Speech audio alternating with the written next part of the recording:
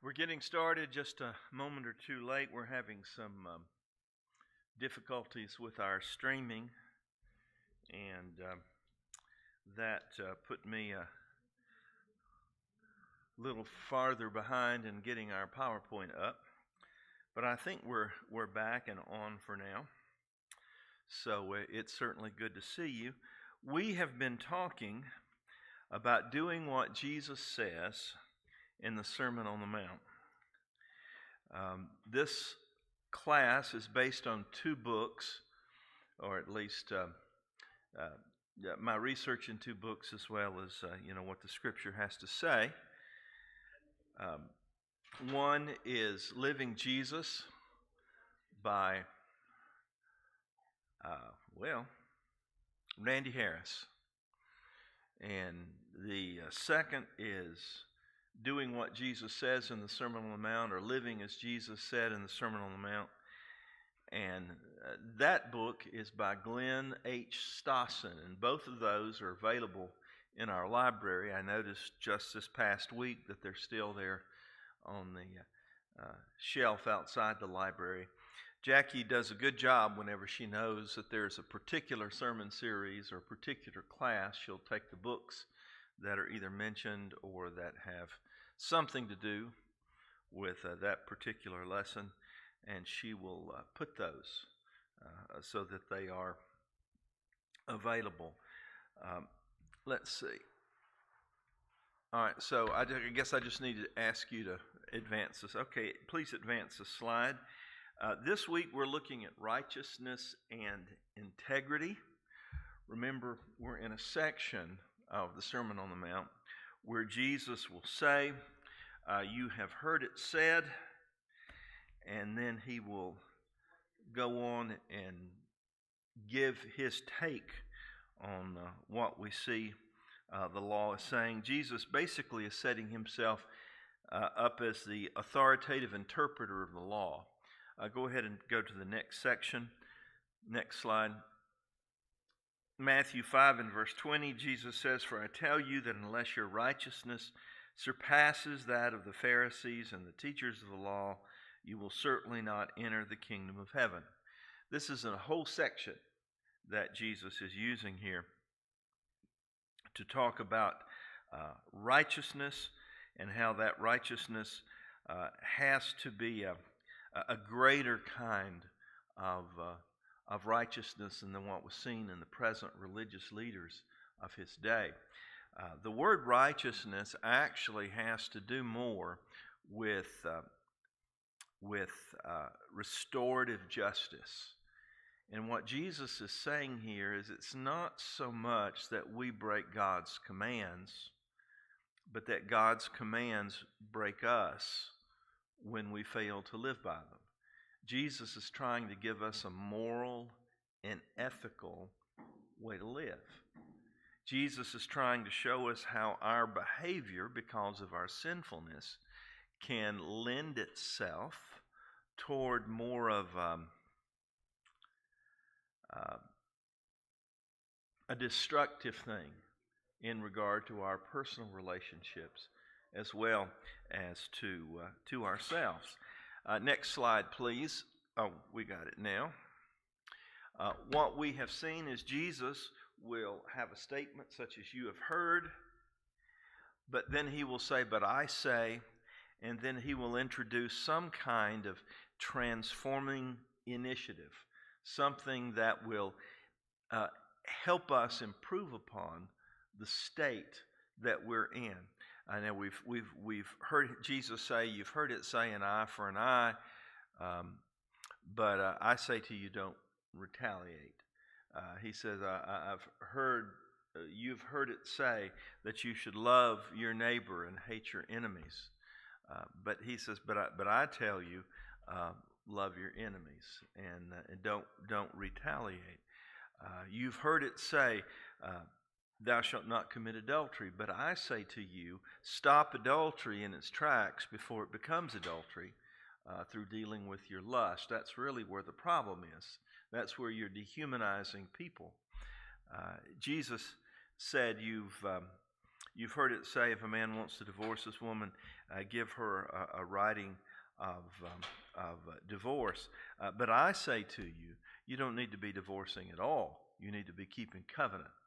So in our lesson today, Jesus basically said, you have heard it say, don't break oaths. Whenever you make an oath, whenever you invoke the name of God, do what you're going to say. But I say to you, why do you have to buttress your word with some kind of oath? Have you ever said something? What was it? I think just this past week, I think maybe someone famous had passed away. And I say to you, so-and-so passed away. And some of the first things that come out of our mouth may be, really? Well, what am I going to do? Lie to you? I mean, am I just going to, yeah, really? I wouldn't be saying it if it wasn't really going to happen. But why do we say things like, really? It's because we realize sometimes people are joshing us. We realize some people aren't telling the truth. And so just as a part of our national vocabulary, people will state something, and if it's a bit out of the ordinary, maybe kind of difficult to believe, we'll say, well, really? Is that what's going on here? Jesus says, don't swear at all. Let your yes mean yes, and let your no mean no. If you mean yes, say yes. If you mean no, say no.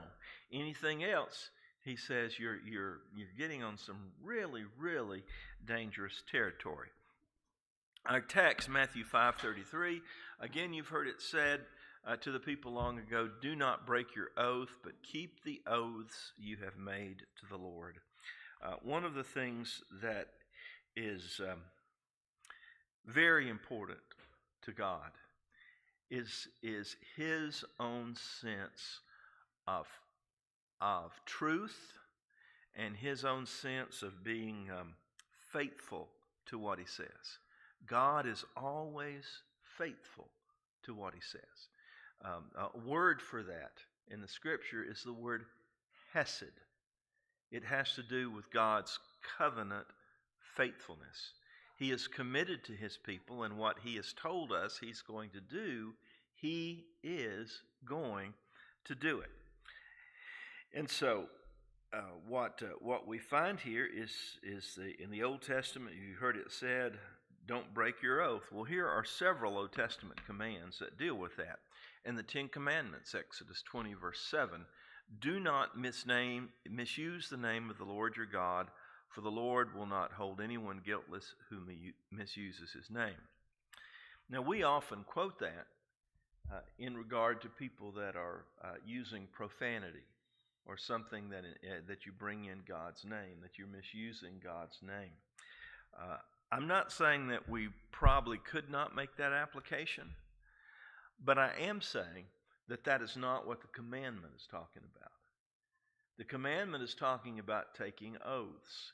If you say to your spouse, I swear by the name of Yahweh, I'm going to take the trash out this week. That's kind of what they're talking about. And then you don't take the trash out, or you have no intention of taking the trash out. What have you done? You've taken the name of the Lord your God in vain. You have misused the name of the Lord your God. Leviticus 19:12, same theme. Do not swear falsely by my name, and so profane the name of your God. I am the Lord. Don't make oaths. Don't take on the name.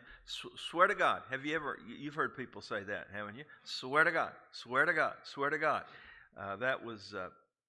My brother was a drug addict, and you could always know when he was lying. Anybody want to let me know how you could know? His lips were moving. You knew if his lips were moving, he was lying. And if he ever was in trouble, he said, no, I didn't do that. Swear to God. Swear to God. That was the case. Well, that's the situation that is being condemned here. Taking the name of the Lord in vain, swearing falsely by his name. Numbers 30, verse 2, when a man makes a vow to the Lord or takes an oath to obligate himself by a pledge, he must not break his word, but must do everything he said. So again, there is this idea in the Scripture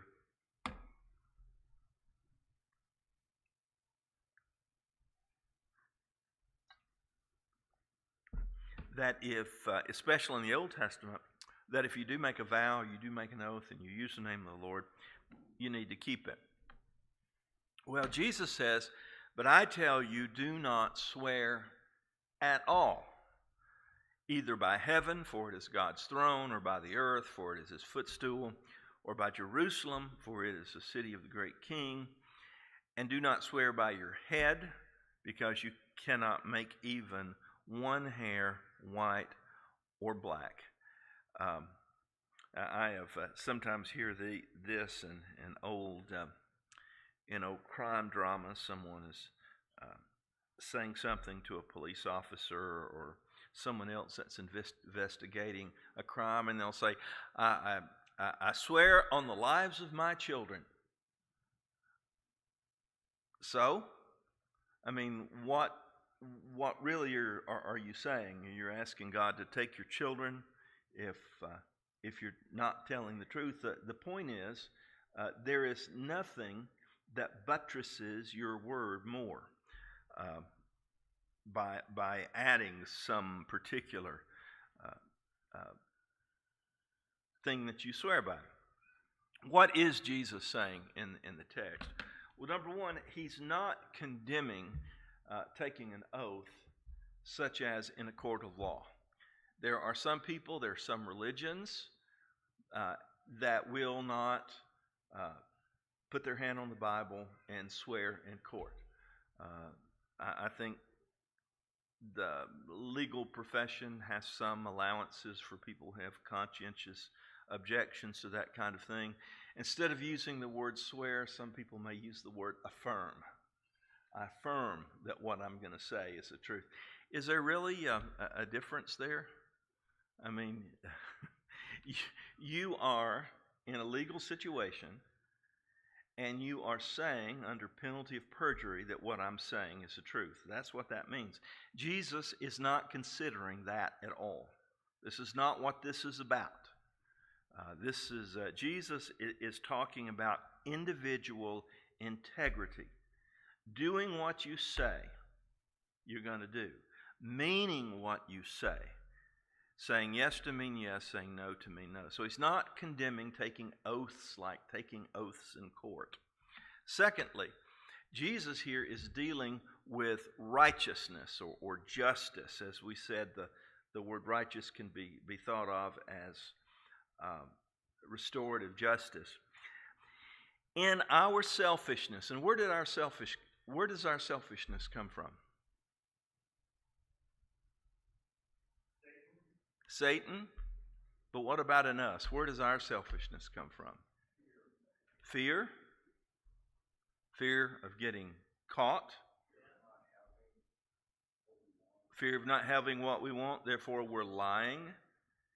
It's something that maybe fear of not getting what we want, in the sense that we have to lie in order for someone to make a certain transaction with us or buy something from us. Oh yeah, it runs. Fear of getting what we deserve. That's another way of looking at it. But if you boil all that down to it, our selfishness comes down to sin, right? And see, that's the problem with the human race. Sin is the problem. Sometimes when I talk to my kids about different economic systems, socialism, capitalism, communism, whatever you want to look at, I said your economic system is not going to cure what you're reacting to. Namely, rich people are getting richer, poor people seem to be getting poorer, or I seem to have a hard time paying bills, or in the economy we're in, you can't buy a house. I don't know, whatever it is they may be complaining about. And so a lot of people are saying, okay, what we need is something like socialism to do that. I said, you're getting past the point. This is always going to be the case. regardless of what economic system you're in. And why? Because of sin. Because people are going to be greedy and selfish. Whenever you change to a different economic system, only thing you change is the people who are getting rich, or the people who are greedy, or the people who are oppressing. And that's because of sinfulness in the human heart. And if we could just understand that, I'm not arguing economic systems here. I'm saying all of our problems boil down to sin. And as long as sin is going to be in our life, we're going to have problems. And so what we're seeing here is our selfishness, our sinfulness is what leads us to lie, to mislead other people, to try to misrepresent the truth. We mistreat people, we harm people, we oppress people, and in this case, Jesus is addressing lying. How we can do that through lying. I mentioned to you my brother. He died of a heroin overdose back in 2000. Thinking it was 2014, September of 2014, as a matter of fact. And his hard living basically finally caught up with him. But the whole idea of him lying had to do mainly with him stealing from me, stealing from my parents. Those kinds of things, misrepresenting where he had been or various things. And it was very easy for him to do that. I had a very bad attitude about my brother for years and years. I guess in many ways I still do. I have picked up a little compassion over the years, but only because I don't have to live with him. Whenever you live with a drug addict, or whenever you have people that hurt other people because of their sinfulness and selfishness, it's a different story. My brother deeply hurt my mother and my father. I remember one night being with Dad when a quick check cashing company called him about midnight. Why are those places open at midnight?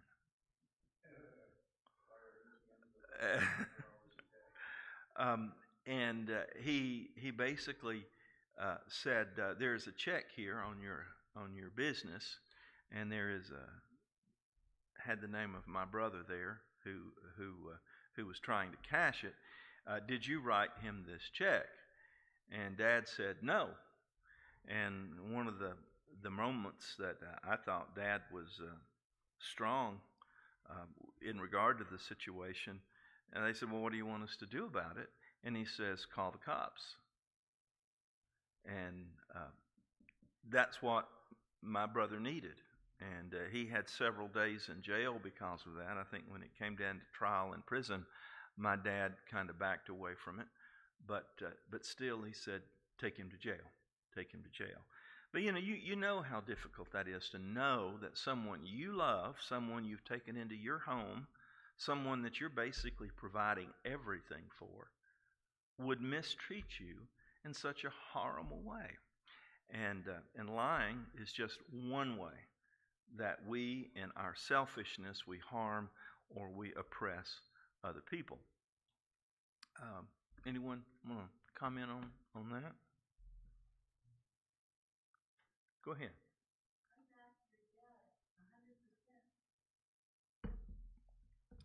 Yeah, in the sense.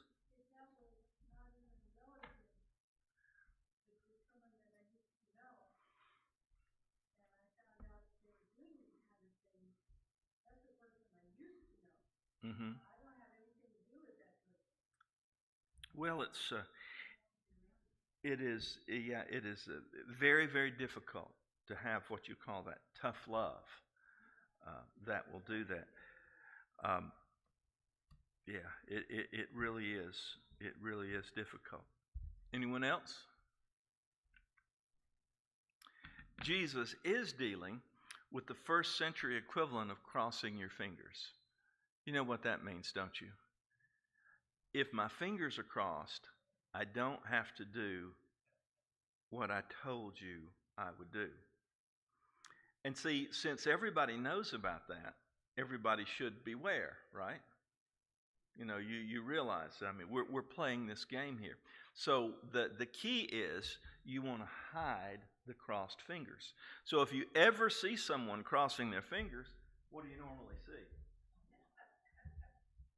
They're crossing them behind their back, because you know that crossed fingers means you don't have to do the thing that you said you were going to do. This is exactly what it is, a cultural, one-to-one cultural equivalent to what Jesus is dealing with in the first century. Matthew 23, woe to you blind guides, you say if anyone swears by the temple, it means nothing, but if he swears by the gold in the temple, he is bound by his oath. You see how they're playing games? I mean, it is intentionally for the purpose of lying or misrepresenting the truth. But if anyone swears by the gold in the temple, he's bound by his oath. You blind fools, which is greater, the gold or the temple that makes the gold sacred? You also say if anyone swears by the altar, it means nothing. But if anyone swears by the gift on it, he is bound by his oath. Again, I had my fingers crossed. I was just swearing by the altar. You should have made me swear by the gift that was on the altar. You blind men, which is greater, the gift or the altar that makes the gift sacred? Same thing, one-on-one equivalence. Crossing your fingers, you don't have to do what you say. Matthew 23 still, therefore he who swears by the altar swears by it and everything on it. He who swears by the temple swears by it and the one who dwells in it. And he who swears by heaven swears by God's throne and by the one who sits on it. So Jesus says basically there is no excuse trying to justify being untruthful with someone else. Jesus says simply let your yes be yes and your no be no. Anything else comes from the evil one. Would you agree with that? Anything else comes from the evil one. I mean, what is the purpose? Where are you going with this? Yes, yes, no, no. All right. What are some applications for us? Number one, tell the truth. Should you tell the truth in every situation? No. Why are you saying no? Didn't Jesus say yes and mean yes and say no and mean no? So ethics are situational. Just whatever situation you're in, you can decide right from wrong based on what's going on in the situation. Well, if I run across a person that isn't very attractive, I'm not going to walk up to them and tell them they're not very attractive. All right. Okay, so sometimes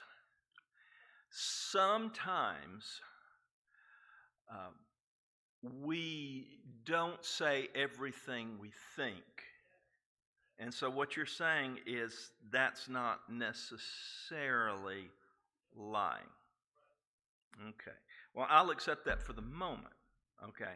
We don't say everything we think. Is there something like lying by omission? How does that happen? I'm selling you a car, right? All right. And let's just say this is actually the case for me because I had a vehicle like this. It was a Ford. You may drive a Ford, but in the South, Ford stands for Found on the Road Dead. I had bought a Ford. I'm trying to think of what it was. One of their midsize SUVs. It was an older model. And what I didn't know is it had a timing chain problem.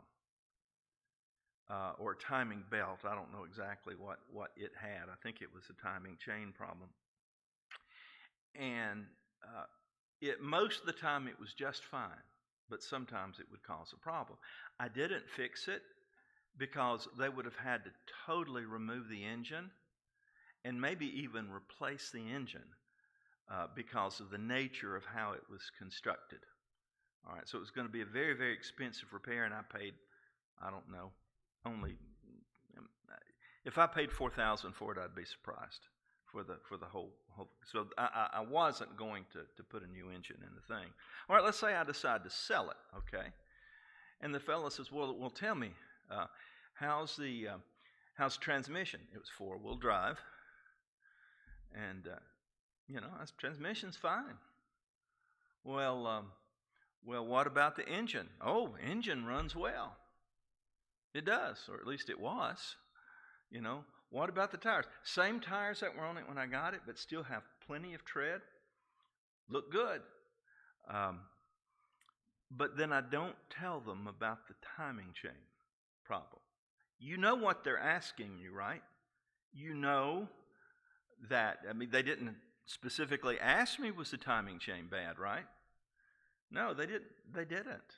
So that means maybe I can just keep my mouth shut if that's the case. But they're interested in the engine. They don't just want that to sit as an ornament in their lawn. They're going to drive the thing.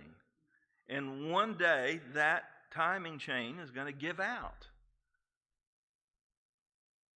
So you can sin by omission, can't you? You know that they want to do that. So you want, if someone wants to buy something, you say, hey, look, here's a situation with a car. This is what I know is wrong with the car. And you take it or leave it, but this is what I know is wrong with the car. I do know it's been a good vehicle, but here are some things you may need to address. So you can sin by omission. But then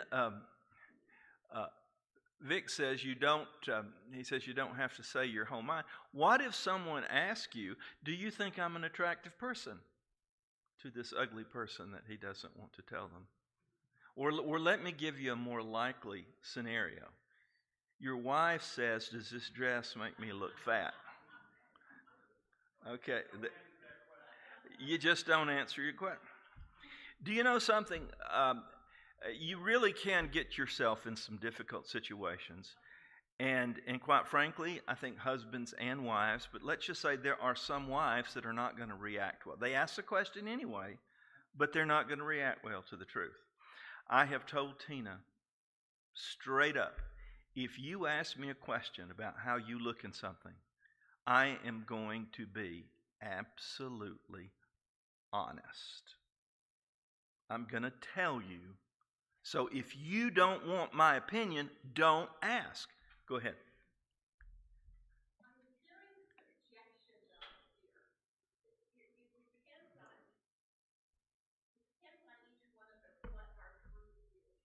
Mm-hmm.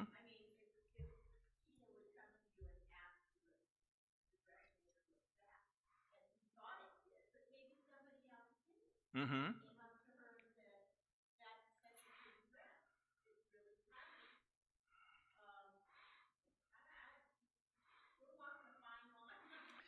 Well, my usual answer is, oh, Tina, is that you? I thought the broadside of a barn just walked by. Okay. You can be a little tactful in what you say. Usually what I try to say in that situation is I usually try to say, well, I think if that is what is important about this particular dress to you, you might want to make another selection. You don't have to say, yeah, you look fat. Go ahead. You just raised the subject that I was kind of interested in, the idea of the white lie. Mm-hmm. The lie told for a good reason. Some people say they want you to lie to them like as an act of love. Tell me this looks good on me, even though it doesn't. Mm-hmm. Because you love me enough to lie.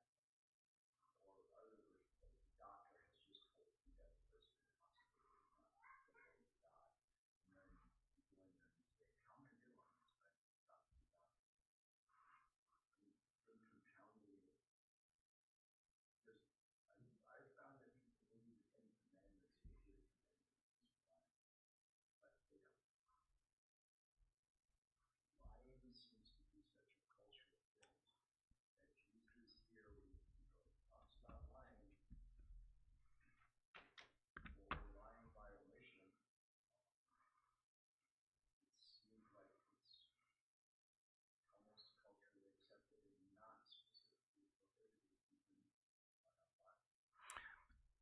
I think you bring up a good subject about the white lie, and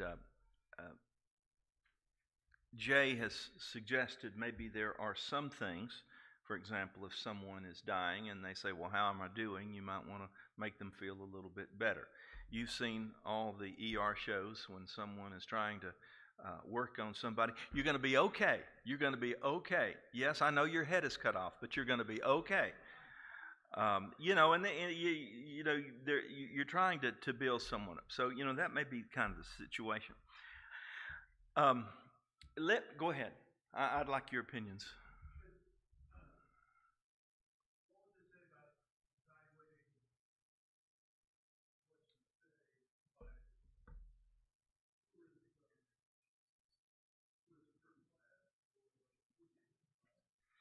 Yeah, who is hurt? Certainly, it can be said if uh, if the other person is hurt by your lie or by your omission, or if you gain by your lie or omission, that you need to raise a very important question mark as to whether or not you should tell that lie. Yes, Anita. Uh huh. Ah.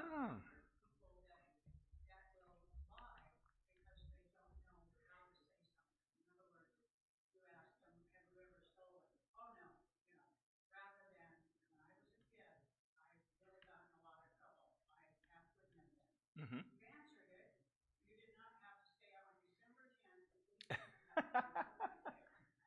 Yeah. Here's the police report.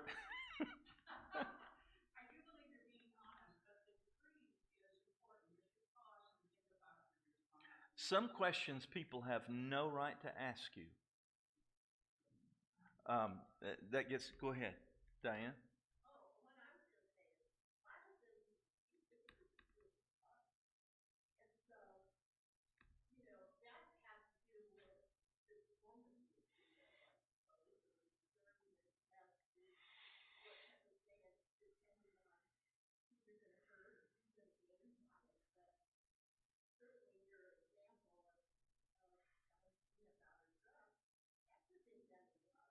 Yeah, it can be done in love, and it always is done in love. Because if you're not sensitive to how other people feel when you talk with them, you have another problem as well.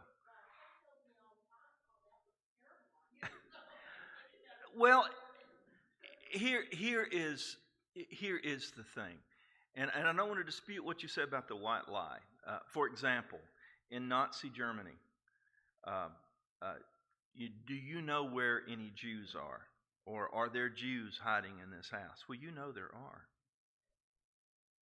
and so what do you say? Oh yeah, they're up there, and send them to their death, or do you? No, not to my knowledge. I haven't seen any Jews around here. Bonhoeffer uses this illustration. And Anita, it's very similar to what you said. Um, he says in a schoolroom, let's say there is a teacher that calls out a young boy to stand up, and he says, "Son, does your dad still come home drunk every night in front of the whole class?" All right. Is that, pardon? Is that boy, it is, but is that boy uh, duty bound to answer that question? Uh, yes, or say, just say yes if that is the case, or to lie and say no. Bonhoeffer says the key is covenant. Do you have a covenant with that person? Now, I know in the normal course of human life, we all have covenants with many, many people. But Bonhoeffer comes back to covenant. That teacher had no right to ask that boy that question in front of the class. I mean, basically, it is the teacher, not the boy who lies, that is acting in bad faith. So I would say let's just put that. Let's use the context of covenant, and let's put it in context with this saying. Instead of saying, "Is it right to lie or is it not right to lie?" I am in covenant with my wife She expects me to be truthful and honest, and I expect questions that she asks me in that circumstance to be legitimate questions, not gotcha kind of questions. So we have a covenant, and I don't believe I'm doing her any kind of good by lying to her, by letting her go out in public thinking this is making her look like the most beautiful thing since a Greek goddess, when it doesn't. And I'll tell you how that'll backfire to you or not. I had a friend in Georgia who his favorite meal was meatloaf surprise. And what it was is he would make a meatloaf, and then right before he would bake it, he would stick his fist in the middle of it, and he would pour a random can out of the cupboard into that. It could be corn, it could be green beans, could be just about anything. Then he would close the meatloaf back over it, and he made meatloaf surprise. Let's just say that his daughter learned from him as a chef to make meatloaf surprise, and I marry the daughter. First Thursday after we get married, she decides she's going to make me a nice meal. And so she makes meatloaf surprise. And let's say she puts a can of sweet potatoes in there or something that I really wouldn't want to eat with meatloaf. And she cooks it, and she asks me, "Oh, honey, how'd you like the meatloaf surprise?" And I'll say, "Oh, it was the best thing I ever ate." Guess what's going to happen every Thursday night for the next 20, 25 years? I'm going to get meatloaf surprise. All because I was not honest enough with her in our covenant relationship to do that. If you're in a court of law, you have a covenant relationship with the law to tell the truth. But if someone asks you, are there Jews hiding upstairs when you know they're going to take them away, you have no obligation to tell them the truth. All right. Now, I realize, like with any illustration, you can press it too far. And that's why I said, Chuck, I think it really has to come down to, am I benefited from it, or am I trying to harm someone else? And I think covenant is where that situation really comes to bear. But this is not a lesson on how to get past telling the truth. This is a lesson in which Jesus says honesty is the way you need to be. Say yes, mean yes. Say no, mean no. So application, tell the truth. Don't seek to deceive anybody with half-truths. There may be questions that somebody asking you that they have no right to ask you. And when that situation comes, just say, I don't think that's a legitimate question for you to be asking me. You're asking me to share more than I am really comfortable with sharing. You can answer without yes or no, but don't just come out and tell people half truths or try to gain by not telling what needs to be said in that circumstance. Again, truth-telling is a covenant arrangement that you have with certain people. I have a covenant with this church. When I stand up before you to preach, I have an obligation to tell you the truth, at least the way I understand it. And again, that's where it kind of gets down to not that truth is relative, but my perspective toward the truth. I may think it's the truth and it not be the truth. For example, a few weeks ago, I preached a sermon, and I forgot what point that I made. It was a really good point, too. And then almost immediately after the lesson, I was given a counter scripture to that. And I realized that, what I said wasn't exactly right. You can do that almost after every class or after every sermon. So I don't like to just turn, all right, now here are all the disclaimers from last week's lesson. But I realized that, and I said, next time I preach this point, I'm going to have to clarify this a little better than what I've had to. But it's a covenant. Truth-telling is a covenant. Keep your promises. If you say, I will be there at 6 o'clock in the morning to help you move, then you show up at 6 o'clock. Better yet, 5:45. Because the only way to be on time is to be early. Because always something will be in the way. Keep your promises. If someone asks me, will you pray for me? Do you know what I normally do? In my heart, right then, I will pray for them. Because I know me. I know me because I get out of that situation, I'll forget. So don't make promises you can't keep. A lot of us are yes people. We don't like to turn people down, and so we make promises that we can't keep. There's nothing wrong with saying no. Whenever I went into the mission field, we would have people, beg us for money all the time. They thought Americans were rich, that we had all kinds of money. And we were told before we got into that situation that if anyone asks you for something, unless you really want to give it to them, just say no. It's okay to say no. It is okay. And they understand it. They understand that it's okay to say no. But don't promise more than you can do. And that's number 5. Don't promise more than you can deliver. Yes, yes, no, no. And then again, we ask the question every week is, can we really live this way?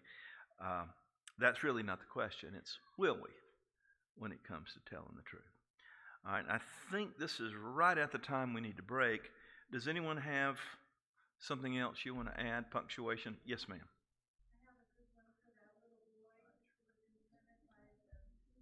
Uh-huh.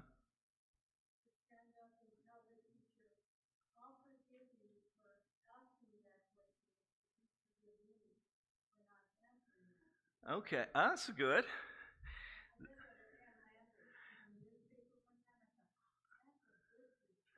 That is a good response. Very good. I'll forgive you for asking that question if you forgive me for not answering. Anyone else? All right. Thank you for your time.